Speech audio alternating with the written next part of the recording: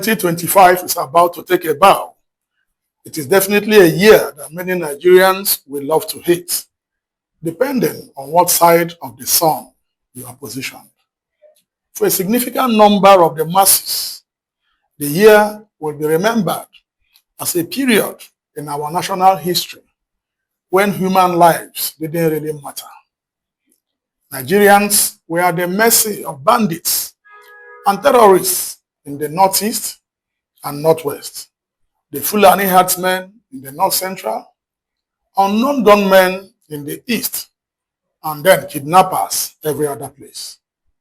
Hardly did a day pass without one kind of negative report or the other.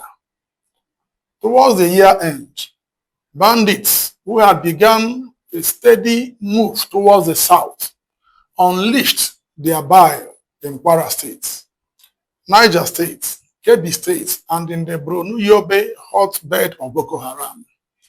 At the end of a particular week that many have come to refer to as the Black Week of 2025, an army general had been killed, decapitated by members of the Islamic State in the West African province, ISWAP.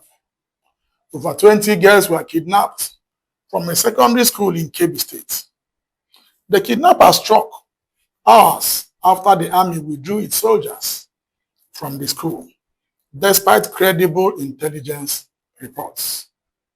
In Papiri, Niger State, kidnappers also struck and carried away over 200 schoolgirls and their teachers from St. Mary's Catholic School.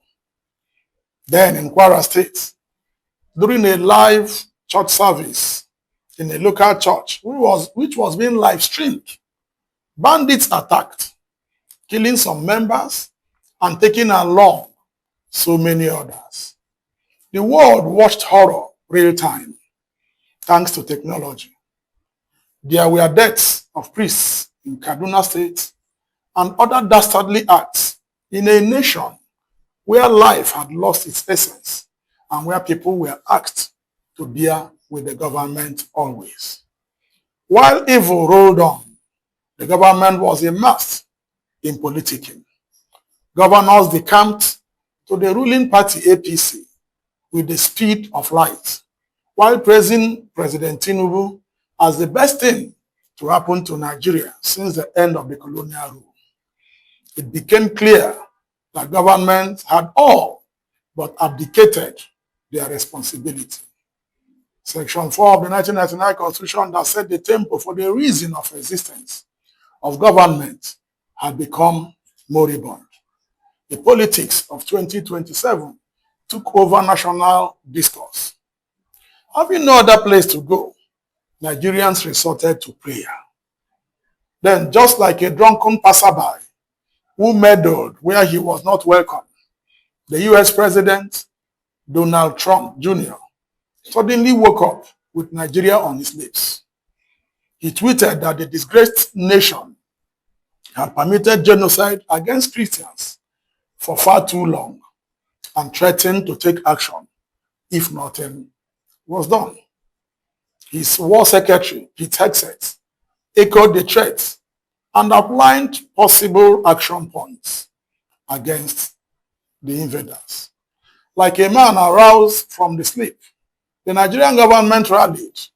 A delegation was sent to meet key US officials. The president sent names to the Senate for confirmation as ambassadors. Up until that time, Nigeria had no ambassador to any country, almost 3 years into the 4-year term of President Tinubu. Then the erstwhile defense minister, Mohammed Badaru Abubakar, resigned and was replaced with the freshly retired Chief of Defense Staff, Christopher Musa. Tinubu also ordered all police operatives on VIP duty to fall in. Government's apologies applauded. Meanwhile, data boys, government's online loyalists, pushed back on Trump's claim.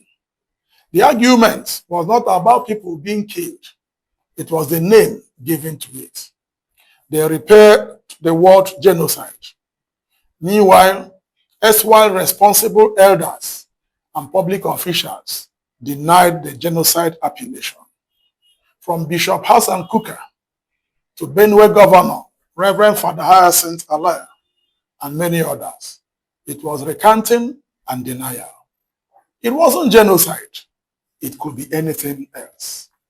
Yet, people were killed daily. Then the US sent their own delegation to the IDP camps in Benue State and got all the first-hand knowledge they needed. As the senior president screamed, Trump is on our neck.